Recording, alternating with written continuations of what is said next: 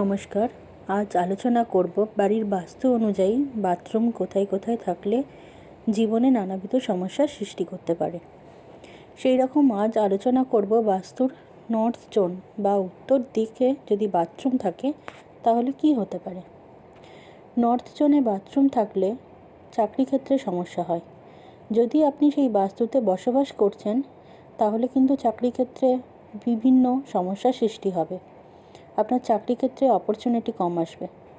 এক্ষেত্রে আপনি কি করতে পারেন, 2 থেকে 4 ইঞ্চি পরিমাণ সবুজ বা নীল রঙের টেপ লাগিয়ে নিন টয়লেট সিটে, বা সবুজ বা নীল রঙের পার্মানেন্ট রং দিয়ে বন্ধনী দিন টয়লেট সিটটাকে। সমস্যা অনেকটাই কমবে।